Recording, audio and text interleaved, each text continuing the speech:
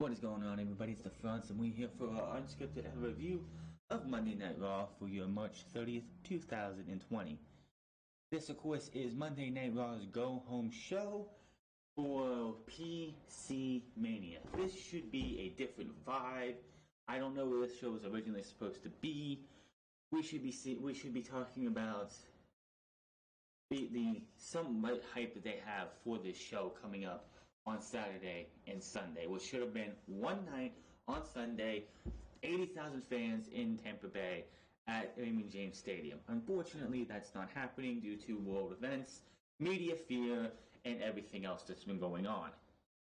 This show, I know WWE, you can't fault them 100% for the thing. You can't fault them for what's going on in the world. It's not their fault. It's not like they had anything to do with it unless it's come out that they did, which I absolutely doubt that. But this show and this company is absolutely fucking lazy.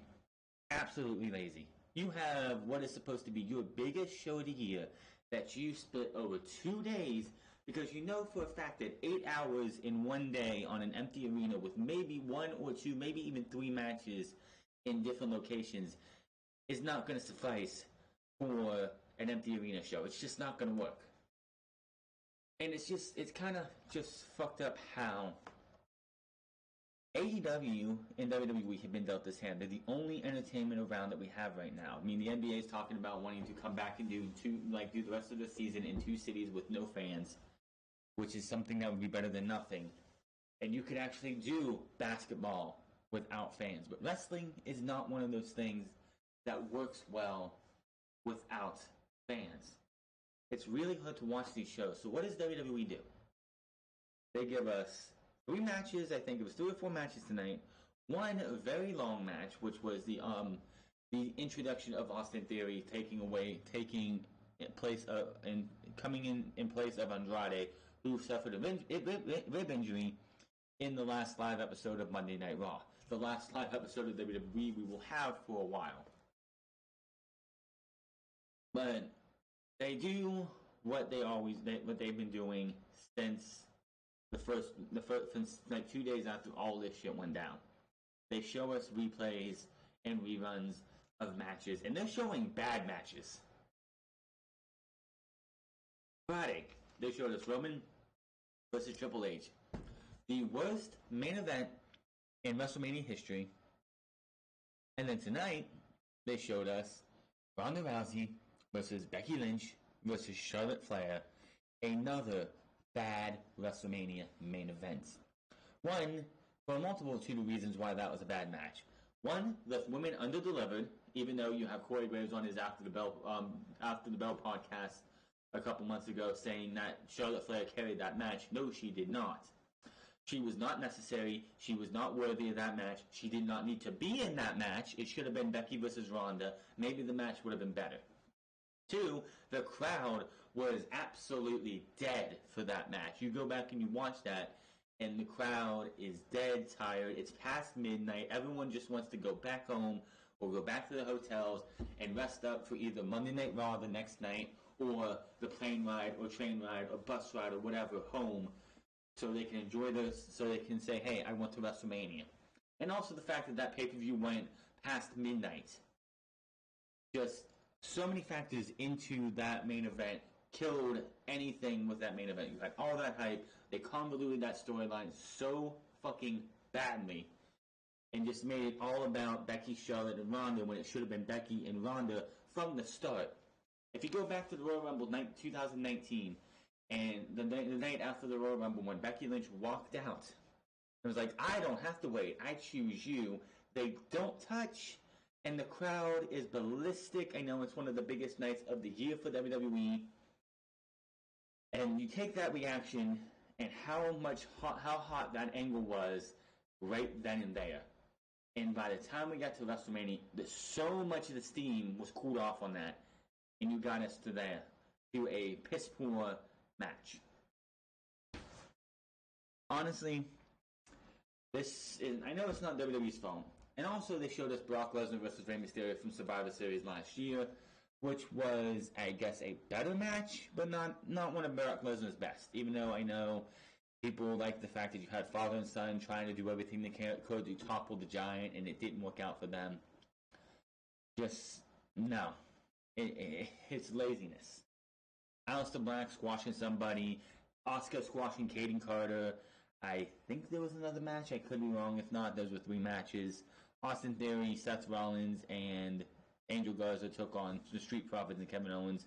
Well, your live or your pre-taped live matches that were on Raw, whereas the rest of the show was good promos from The Undertaker, Edge, Brock Lesnar, and then the 2 matches.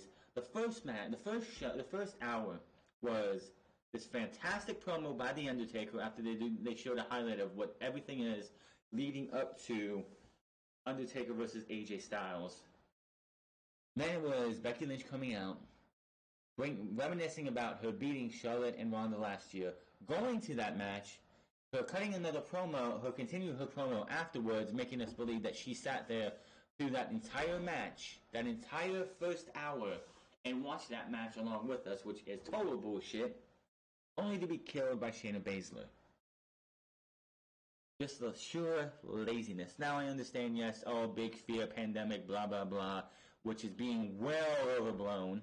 Everyone's like, oh, this thing is dead, this thing is, like, it's spreading so fastly. You don't fucking know that. There is so much that you're being told lies about this entire thing, that it's just bringing fear into people, and it just needs to fucking stop. If you actually sat there for a minute and used your fucking head, then this entire pandemic fear-mongering that the media has, that the Republican and Democratic-run media has gone out there to cast fear over people who follow them, this would not be as bad as it is. We would be sitting here with our sports being shut down, with the crowns not being allowed, with WWE and AEW having to be on closed sets, independent wrestling possibly being hurt so badly that it's going to be far worse than it was before Colt Cabana revolutionized the independent scene. There's just so much that has happened, and it sucks to see all this. Now, tonight's episode of Raw opened with the USA Network with a video package of feud for AJ Styles and The Undertaker, hyping the Boneyard match, which is apparently going to be either a Buried Alive match or a Graveyard match, but they didn't want to be sensitive by using Graveyard or Buried Alive because of people dying right now from more than just the coronavirus, which people want to sit there and say, oh, it's all people just dying from that. I don't even believe that. Then we cut to a pre-recorded promo by The Undertaker. He addresses AJ Styles, but then he says, or should I say Alan Jones, since we're getting real here. I still want to know what the entire beef was with The Undertaker. He had a great promo here. But the only thing that I get out of this is the fact that he only took this personally when AJ Styles brought up his wife. Why were you in Saudi Arabia in February stealing the trophy, that whatever fucking trophy, that trophy from AJ Styles? Why were you there? Why were you there at Elimination Chamber to help Aleister Black beat AJ Styles? Why were you there then? I still want to know, before the wife was brought in, why you had a beef with AJ Styles. This feud makes no fucking sense. Taker says AJ is a small man with a big mouth. Taker doesn't know if AJ has a big set or he's really just that stupid. Either way, your mouth is running checks your ass can't check. You can't cash. Taker bets AJ thought he could drop some hype bombs to get under his skin. He said he heard far worse. Taker says there may be some truth to some stuff AJ said. He says he brought up the fact that 10, 15 years ago, you damn straight you wouldn't want to mess with me because you were too busy being a big fish in a little pond. Because 10, 15 years ago, AJ Styles was in TNA while Booker T, Triple H, Shawn Michaels. Why he mentioned Stone Cold and The Rock when 10, 15 years ago, Stone Cold and The Rock were nowhere near WWE television. They were off doing other things. He couldn't hang with all these guys Mick Foley, which of course he was retired about 10, 15 years ago. The very best, Edge he mentioned, and other ones as well. Taker says, AJ waited until they were gone. He goes on and says, Allen has stepped in something he can't get out from. He gets it. It's just business. But AJ crossed the line when he mentioned her for the first time. He goes on and says, AJ must be mad because Michelle McCool does the Faith Breaker, a.k.a. the Styles Clash, better than him. I wouldn't go that far. The Faith Breaker she looked awful doing the Styles Clash. He says she got it over. I don't know about that. Honestly, I don't know about that. She didn't even use it that very long, did she? Taker says AJ will pay the ultimate price for disrespecting her. He only says my wife one time. He refers to Michelle as her for the majority of the promo. Wearing a black leather jacket and skull cap is what he's wearing. Says if AJ wants to be relevant at WrestleMania 36, there's no better way to make that happen than The Undertaker. Try me, I'll make you famous. Taker hopes he brings those two ass clowns, those ass clowns with him, but they will all feel the holy trinity he's bringing. They will hurt, feel pain, and most importantly, they will rest in peace. The bell tolls, and what we see is the Undertaker. He's sitting there. He looks like a mix between Big Evil and his Dead Man persona. He looks like Big Evil, but he's talking with the voice of the Dead Man. With that deep, brooding voice. I can't do the Undertaker voice. I tried before, and messing my throat up doing it. But it's purple smoke, and you can see nothing behind him. The lights dimmed on him. But he says, "Rest in peace." Puts his head down. We don't see him roll his eyes back. And then a spotlight behind him is a gravestone. It says AJ Styles. His date of birth, which I think was 1977 to 2020. He looks back up. And that was that. Tom Phillips welcomes us to Raw. He's joined by Byron Saxton as they hype the Boneyard match. I will say this. I think I said it last week. I'll say it this week as well.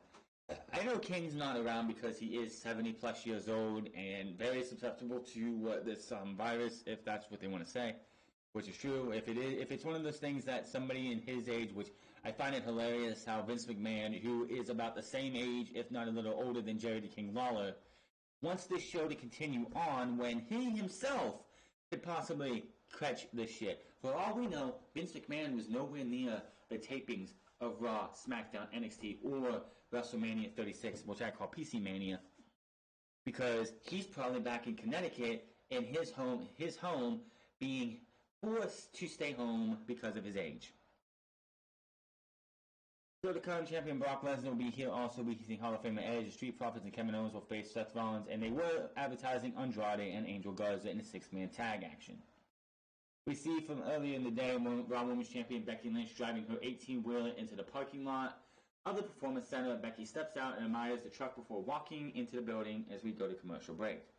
Well, the WWE had this big, huge monster truck, or this not monster truck, but this Mack truck, ready for her to drive down to Tampa and drive into the Raymond James Stadium for her match with Shayna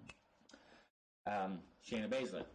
Then all this shit happened. They paid for the paint job. They paid for the customization. So like, fuck it.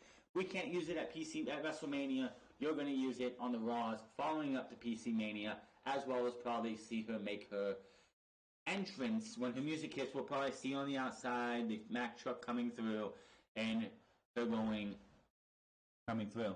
Back for break, Grant Hamilton does the introductions as Raw Women's Champion Becky Lynch comes out to the stage inside the empty Performance Center. We see how she attacked Shayna Baszler with a steel chair during last week's interview with Charlie Caruso. Tom and Byron hype Baszler versus Lynch at WrestleMania. Which rumor going around is that Saturday's show is going to be headlined by Becky Lynch versus Shayna Baszler. That is absolutely fucking pathetic. This match does not deserve, nor should it, main event either night. You have 2 world championships. You have 2 nights for PC Mania. Raw, the world title on one night, the universal title on the other night. No ifs, ands, or buts about it. I don't give a fuck. Brock and Drew on night 1. Universal Champion and Braun Strowman, because it's going to be Braun Strowman on night 2. Or vice versa. I don't give a shit. Drew McIntyre doesn't main event one of these shows, that is a massive injustice to Brock Lesnar versus Drew McIntyre. And drives my theory that Drew McIntyre will not win the WWE Championship. Becky takes the mic and talks about her big WrestleMania 35 main event win over Charlotte Flair and Ronda Rousey. She says she's been walking that razor blade thin line ever since. Not really. Let's take a look. Let's take a look. And they show us a fucking replay of the match. We get the ring entrances. They have the match. Match fucking sucked. Becky is back on stage. She says, that's the first time I've watched that match back. Of course you did. She says, goes on about Baszler and the title and says, Baszler was right when she said she was taking the title from her would destroy her. She admits she doesn't know who she would be without the title being champion these days. I mean, she's been women's champion for almost a full year. If Shayna Baszler beats her on Friday or Saturday or Sunday, which I think it's Saturday or Sunday, whichever one it is, Becky Lynch will just be shy of 365 days as being Raw Women's Champion. Becky says Baszler will take the spotlight from Ronda, the spotlight Ronda Curtin, or if she loses, she will get put back under Ronda's shadow. She's talking a little bit more, and then you just see from behind, Becky Baszler attacks her with the Karafuda clutch. She drags Becky around the announce table and slams her face first. She gets her in the powerbomb position, and then just like she did to Liv Morgan at the Elimination Chamber, whips her head right into the announce table. Talks some trash, heads up, Becky is clutching her neck and shoulder on the ground in pain. Baszler picks up the title belt, looks at it, tosses it on the Lynch, stares at a fallen Lynch as Raw goes back to commercial break. So, again, first off, another good promo. Becky Lynch, steam has fallen off way more than it should have after WrestleMania. Of course, she went from Ronda Rousey and Charlotte Flair to Lacey Evans. Then I believe she went against Natalya because they were in Toronto, which, whatever. And then she didn't defend her title again, I don't think, until the Royal Rumble because she went to a feud with Asuka and Kairi Sane to build up for TLC with Charlotte Flair and Becky versus the tag team champions. Which, by the way, the tag team titles will be on the line for the women at PC Mania. Now, originally, before all this hell broke loose, it was supposed to be Beth Phoenix and Natalya versus the tag team champions and Bliss Cross at WrestleMania. But since all this went down, I don't think Beth Phoenix wants to be on the road away from her kids. So she's going to be staying at home. And it's going to be Bliss and Cross versus Asuka and Kairi Sane. Kairi Sane has not been seen since before all this happened. So I didn't know. I wondered, is she stuck in Japan? Or is she quarantined? No idea. But they did advertise the tag team title match. So either one, I'm just wondering for no reason, or two, they didn't want to use her until we got to PC Mania. We come back from break and it's Aleister Black in a match on Monday Night Raw. Aleister Black, for whatever reason, and the only reason they're doing this is because they want to have Lana on WrestleMania or PC Mania, because Vince McMahon at home wants to jack off to seeing Lana out there, whatever the reason is. So they throw him in there with Aleister Black.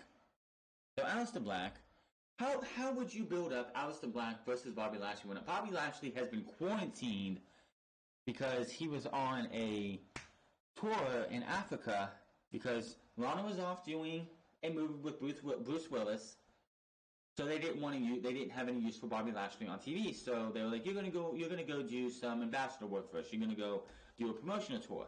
He comes back. They made him, like the doctors or whatever, made him quarantined. So the movie that Lana was shooting with Bruce Willis, of course, goes on hold because of everything that's going on.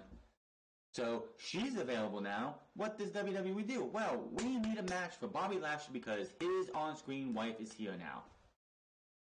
Shows you how much they fucking care about Bobby Lashley, that the only way he gets on PC Mania is because Lana is available to be used. If that's not a sign for Bobby Lashley to get the fuck out of WWE because they have no major plans for you, I don't know what else to tell him. You were going to miss WrestleMania if all this hell doesn't break loose and everything goes as the plan and we get to WrestleMania this coming Sunday at Raymond James Stadium. Bobby Lashley was going to miss WrestleMania because his on-screen wife was off shooting a movie. But since she's available, he gets Aleister Black in a match with zero build, with zero storyline, and just something for them to fucking do. I don't get like that should be a if that's me, I'm not caring about that. I'm just gonna phone it in for now because obviously they don't give a shit about me. That the only reason I'm getting used is because the person I'm on screen married to is here. Yeah, I'm waiting for my contract to come up, and I'm getting the fuck out of here. Probably going back to Impact Wrestling where they actually gave a fuck about me, and going to have matches with a Brian Cage or Tessa Blanchard if he wants to do intergender wrestling, or Sami Callihan, who would probably work well with Bobby Lashley. But speaking of Aleister Black, he comes out.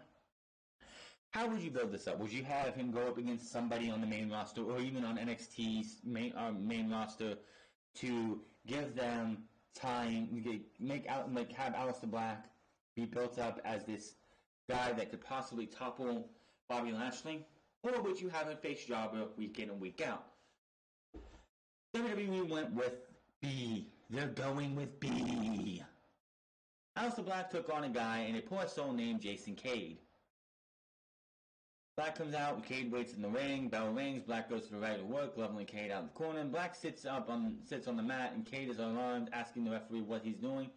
He goes for the kick, but Black catches it, Black with a few quick shots, and then a Black match for the 1, 2, 3, and that match lasted, what I just said lasted longer than the match.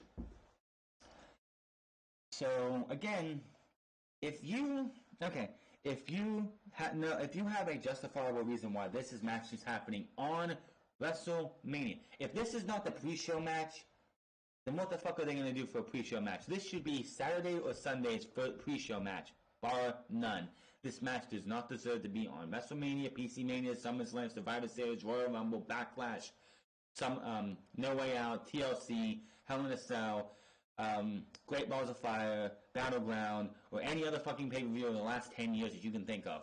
This match does not deserve to be anywhere other than a Monday Night Raw. But since they're in the Performance Center, I guess, hey, it's not actually WrestleMania, even though they want to keep advertising it with the same graphics.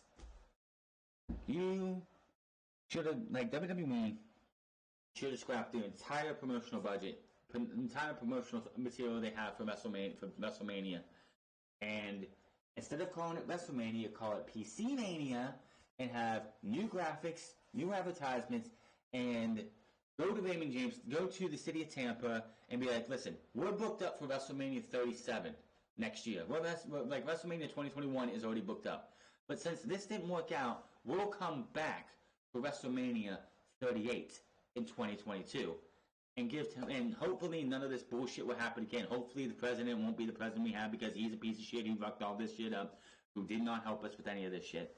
And hopefully, next time they try to go to Tampa, they could go to Tampa. You know what would be ironic, though, is that they tried to go to Tampa in 2 years and something went down that had to fucking cancel Tampa again. And be like, well, Tampa's cursed. WWE would never go back there. So we see last week's footage from between Seth Rollins and Kevin Owens. His promo from last week. Rollins will team with Angel Garza and Andrade's replacement later on. Kevin Owens and Street Profits versus Seth Rollins and Angel Garza. And we go to the ring. Out comes the tag team champions, Montez Ford, Angel Dawkins, and Kevin Owens. Angel Garza is out next with Zelina Vega. She takes the mic and announces that I have some bad news. The United States champion Andrade has suffered a serious rib injury.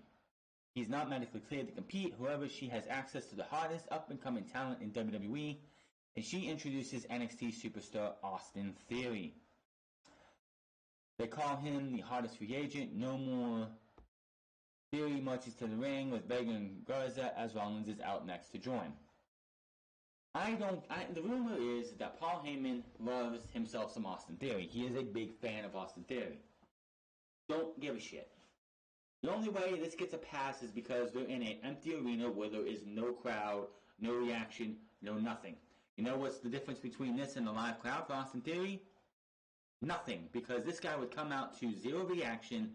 Nobody in the crowd would know who the fuck Austin Theory is. He just got to NXT. Now, he's much better than Catalina, but this is just like Catalina when she came up to help Sin Cara, who is no longer with WWE. She was brought up wearing a mask to help him against Andrade and Zelina Vega. They had a piss poor match against those two, and then she was back down in NXT. This is just so random. Honestly. They had nobody, Damian Priest, Dominik Dijakovic, somebody with a fucking name. Somebody with a name in NXT that people actually know and have seen enough of to say, hey, this person would make sense.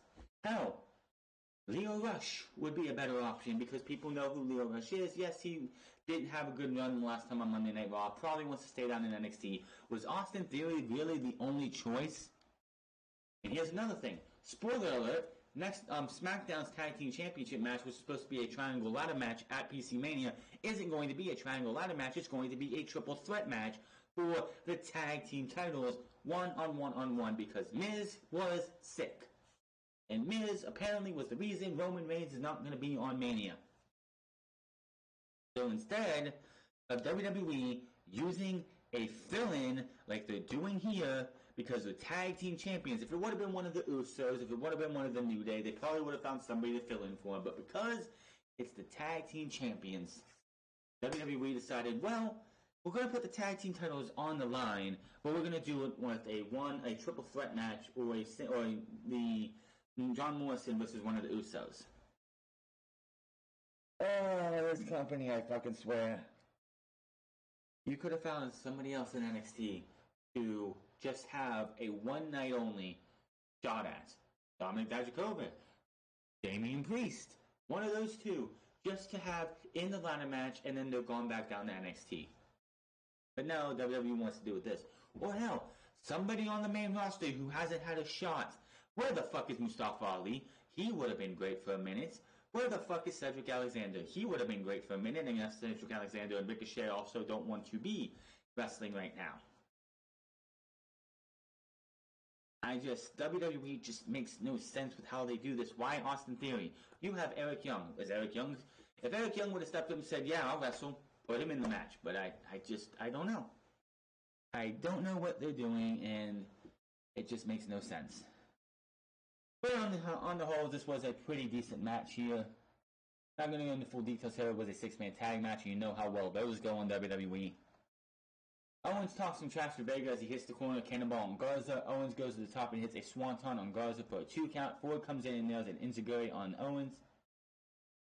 Not on Owens. Ford runs and leaps at the Theory onto the floor. God, this looked scary as hell. I'm glad that they didn't have the camera angle to actually catch this. But he goes for a dive on the outside. Apparently Zelina Vega was distracting him. He goes to dive, and I believe Austin Theory on the outside. Theory, or I think it was Theory or Seth Rollins, they move, and this guy hits the bottom of the ramp. It was Theory, yeah. Theory moved. It was it didn't look like it, but you could hear it. Like you could hear when he flipped over, you could hear that steel grate being hit. That was scary. Not something that should have been done. Owens ends up hitting the stunner on Garza for the 1-2-3. After the match, Seth Rollins immediately runs in, nails a stomp. We go to replays.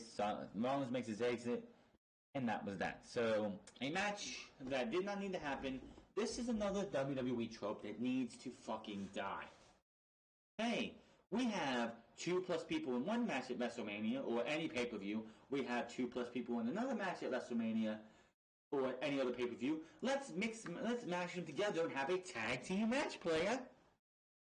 This could have been, if Lashley was available, we could have seen Aleister Black and Kevin Owens versus Seth Rollins and Bobby Lashley. Why the fuck do they continue to do this? Oh, it's promotion for the pay-per-view. No, it's not. We don't need any more promotion for the pay-per-view. We know it's coming Saturday and Sunday. You're not going to hype us up for Kevin Owens versus Seth Rollins or the Street Profits versus Austin Theory and Angel Garza, which makes no fucking sense whatsoever. Oh, WWE making sense. Not since Stephanie McMahon was head of creative.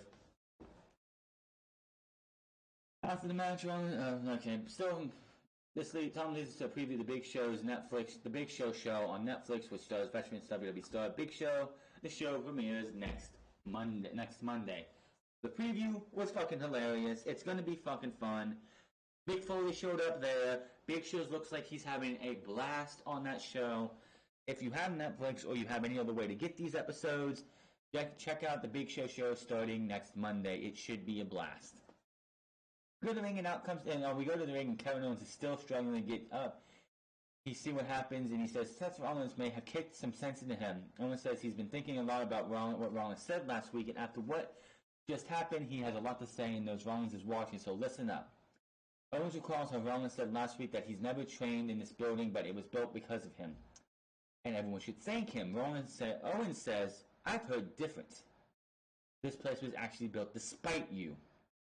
I heard Rollins was a nightmare to deal with as soon as Rollins arrived in the old WWE Development Warehouse.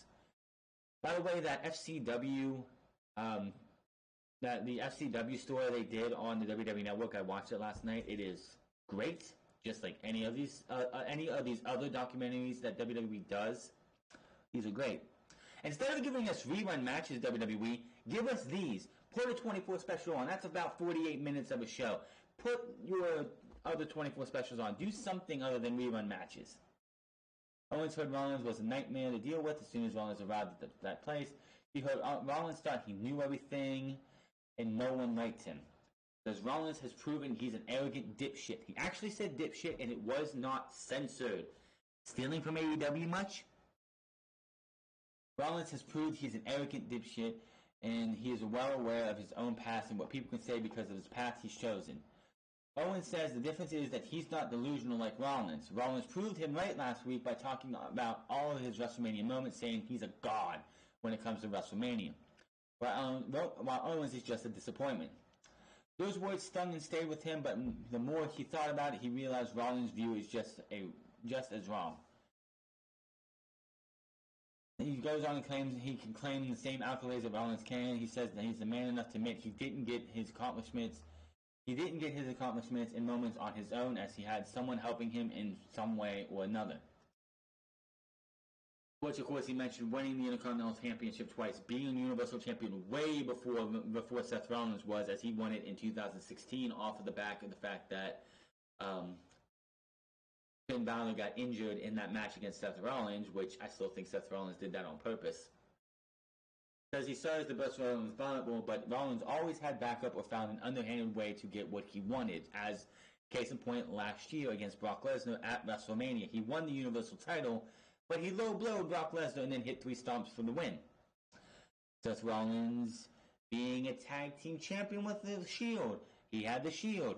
Winning the WWE Championship. He had Money in the Bank. Yes, it's a viable way to get it, but it's an underhanding tactic to win the championship. Beating Brock Lesnar at WrestleMania. He also used underhanded tactics to win. Same thing for anything else he does. Winning the Intercontinental title from Dolph Ziggler when Dean Ambrose was by his side. Dean Ambrose was there to help him win that match and get away and get Drew McIntyre, having a shield against Drew McIntyre. Owens says Rollins needs to be honest with himself because the only thing he said last week that made sense was when he was told that his past didn't matter when he first got to WWE, and nothing he'd done before WWE mattered, in WWE's eyes, mind you. That will be so true this weekend when they get in the ring at WrestleMania. This past won't matter. All that matters is how they're going to go one-on-one. I will show Rollins that he's not a god when he takes his first WrestleMania moment from Seth Rollins. This Saturday, he will be the one to burn it down. So he did confirm that their match will be on the Saturday portion of PC Mania. Another great fucking promo. The only, like I said, I've said this before and I'll say it again, the only big positive this entire shutdown that we've had where it's just open arenas and no one's around. WWE's promos on Raw and SmackDown have been phenomenal, outside of one or two here and there. This was another good one. Undertaker's beginning of the show, great. Becky's was good. This was fantastic. Paul Heyman's later in the show killed it. Edge's promo, fucking awesome. Randy Orton last week, awesome. Just so many great promos. It's a damn shame that when we go back to whatever, if we ever get back to where we were, and people can go to shows again, I guarantee you WWE is going to be, I guarantee you that first Monday Night Raw or SmackDown or NXT or whatever, well, I'm sorry, NXT is always packed anyway because it's a small arena, but that first show that they're allowed to have as many as they want, which that might not even be the case anymore. It might be something the government puts in there that they're going to restrict us to how many people can be at events. But anyway, I guarantee you that very first show, the very first segment Vince McMahon is gonna have to be out there or something, because that's gonna be the biggest pop WWE is going to have all year. Back in break, we see a video package of Last Man Standing match between Randy Orton and Hall of Famer Edge at WrestleMania 36. We go to the pre-recorded promo for Edge. He says Orton may have been right about his recent comments on Edge being a junkie for this. Edge says he just loves the feeling he gets from fans in the arena, the raw connection and energy from them because he comes from them. Let's face it, we're all junkies for this. He recalls being at ringside for Hulk Hogan versus the Ultimate Warrior. Says if you're not a junkie for this, you're just in his way. Edge goes on about grit and says Orton isn't jealous of him, he's jealous about his passion. You can't fabricate passion either, or you have it or you don't, and Edge has it. Orton only has it when Edge is around. Everyone sees it except Orton. Everyone is saying Orton hasn't been this good since Edge was around 9 years ago. Give or take, yeah. Edge says he inspires the passion in Orton and that scares Orton. Edge goes on about how Orton won't be able to pull himself back out after the beating he gives him at WrestleMania. So, there you go. Another great promo. I cannot do these promos justice. You gotta check them out. Watch Raw or go to their YouTube page when they post them, if they post them. These are some of the best. These last 3 weeks have been some of the best promos in WWE on Raw and SmackDown in the last 10 years. 10, 15 years, I should say. Asuka versus Katie Carter. Back in break, and that comes one half of the tag team champions. Asuka confirms Nikki Cross and Alexa Bliss will challenge the tag team champions at WrestleMania, at PC Mania for the titles. WWE superstar Katie Carter waits in the ring. Great to see Katie Carter get some love. NXT gets some love from WWE, letting them do this. Gets them to do something and actually gives them a spot if they want to have it. Asuka takes the mic, yells some, ranting at the empty crowd, and Carter asking who is she. Now, Asuka in NXT, yeah, she talked here and there, but it mattered. When Asuka took the mic in NXT, she didn't have many words to say, but when she said something, it fucking mattered. You sat there, you dropped whatever you were doing, and you listened to what the Empress of Tomorrow had to say. Now, she is annoying as fuck and cringeworthy, and I don't need to hear her on commentary or on the mic. Or Kairi Sane. Yes, that probably means they're doing their job right because they are heels. But it's just cringe as fuck.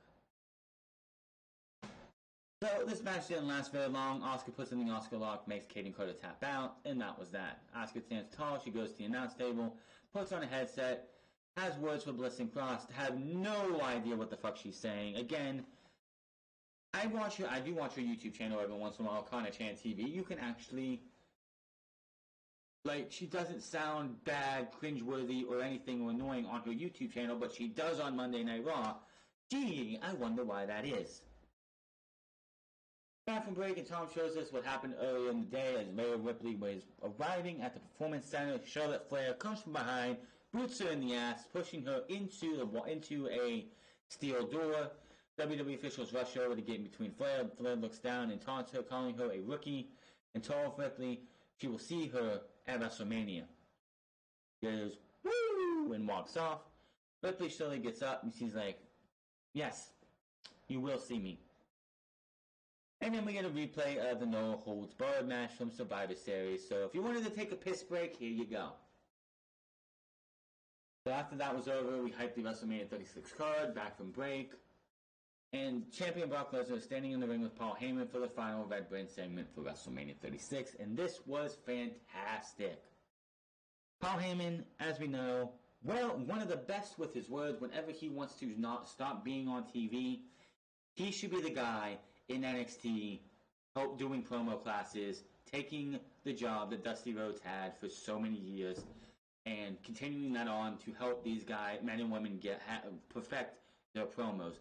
He is one of, if not the best promo in WWE today.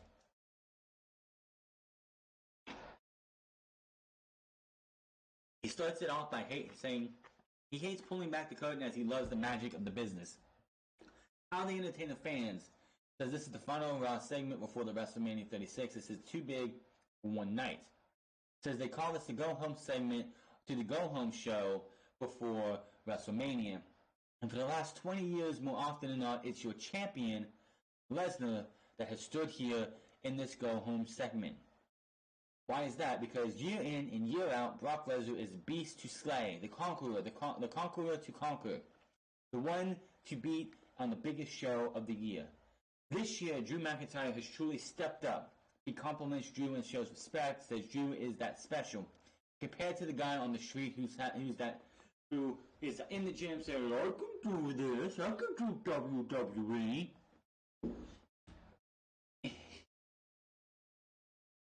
He's that special compared to the guy in the gym.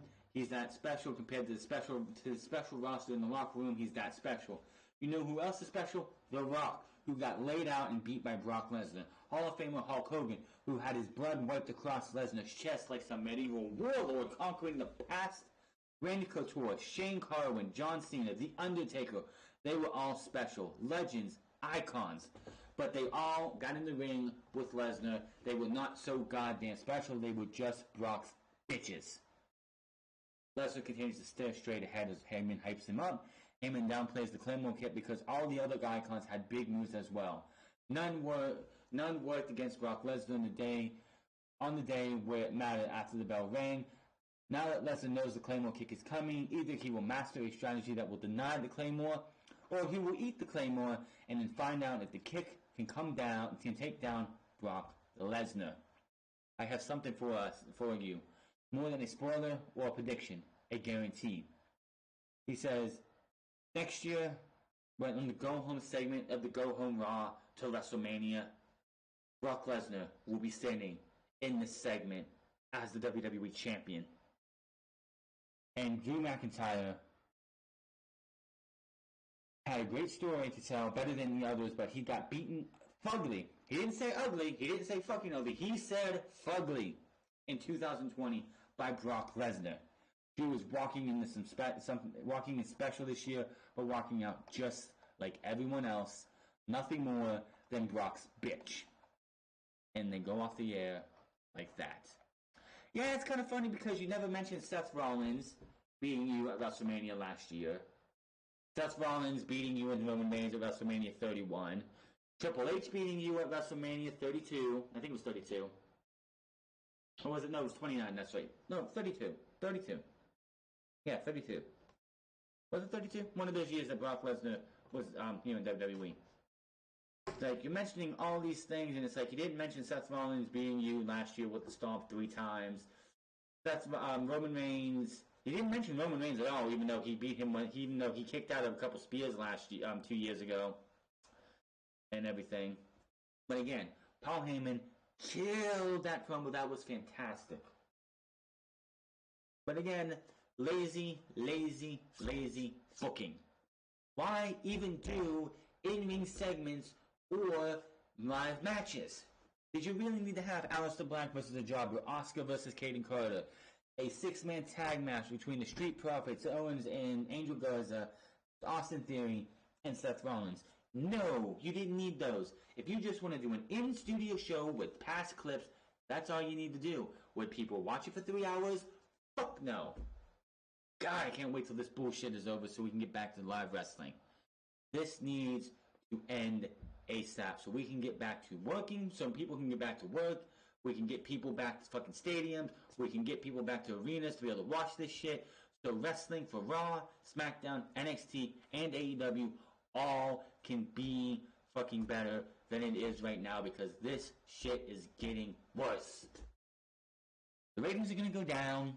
And honestly, with the fact that AEW, like WWE, continues to do shows like this, could there be a possibility that when it's all said and done, they've actually, what I want to say, have drove people away who will not come back than they have to just entertain people. Yes, entertainment's needed right now. I mean, yes, there are shows on TV, on NBC, ABC, Fox, CBS, and all you like USA and all these other places that have shows like the comedies and the dramas and stuff like that that are still going new because they were taped and filmed late last year, late last year. So you have like the rest of the entire seasons, like the seasons for those coming up, but nothing. I don't care if it's a drama, comedy, dramedy, or anything else that they have out there. Nothing beats live sports. Nothing. The fact that we're not having the Olympics this year because of this bullshit pisses me off because I love the Olympics. I love watching it every time it comes around. WrestleMania is going to be in front of a closed audience with nobody there. With a closed set, nobody there. It's going to fucking be below 4 hours on Saturday, 4.5 hours on Sunday. That's 8.5 hours. That's including the pre-shows. 16 matches so far. And I could honestly see them adding 1 or 2 more matches on Friday to make it 18 or more. But Monday Night Raw, again, fucking sucks. Worse than ever. This entire stretch. When we come to the end of the year and we do a mid-season or end of the year awards, and Brian Zane does his top 8 worst things, this is going to be number 1 for sure. There's nothing this year that could happen worse than this entire pandemic bullshit that we're going through. If the higher ups in our government did their fucking jobs, we wouldn't be in this situation. Past regimes had no problem with this shit, but the dumb fuck we have in the office right now can't go without saying, "Oh, it's all a hoax," and then look where we're at right now. No basketball, no baseball, no hockey, no football, no XFL finishing for this season. Wrestling is all we have left, but the only thing we have is WWE and AEW, and those are going to be taped for the foreseeable future. AEW put out a announcement today that they're going to have a secondary championship. It's pretty much the TV championship, and they tape matches probably all the way leading up to Double or Nothing, which is going to be in May when this title is supposed to be decided. Will that be in front of a live crowd at the MGM, or will it be at Daly's place with nobody? I'm hoping for the first one and not the second option. All I know is I've done this whole isolation thing for a majority of my life. I don't really go out and hang out with people, so I don't have a problem with this. But other people who aren't used to this, who are used to being out there, hanging out with people, going to bars, going to beaches, going to events, going to these live events, going to these pay-per-views, going to these sporting events. It's just driving people crazy, and it sucks. Hopefully, by the end of next month, this will all be over. And even then, if all this subsided and we were done with this all by the end of April, it would still take, I think, half of May, or maybe all of May, before we got back to any type of normalcy that we've had before. But Monday Night Raw, they're taped up till next week for Raw. SmackDown, they're taped up to this week.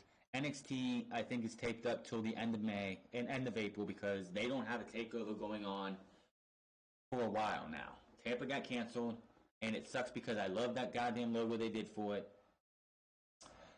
And it's just what's going to happen between now and PC Mania? What's going to happen after? What are they going to do? Not next Monday, but the Monday after. We're getting into April. What are they going to do on April 13th, 20th, 27th when they don't have any new content because they can't tape it because they're put under lockdown? I don't know. But that is your Monday Night Raw review and a little bit of rant after. Hit that subscribe button, comment down below, like or dislike this video. Find me on Twitter at The France Club. Find me on twitch.tv/The France Club. Find me on Instagram at The France Club. And I will see you guys Wednesday for AEW on TNT. Between tomorrow and Wednesday, we will find out the 8 participants in the TNT Championship Tournament. And I'll go over that and who I think will be and should be the winner on Wednesday. Until then, my name is France, and I'll see you guys later.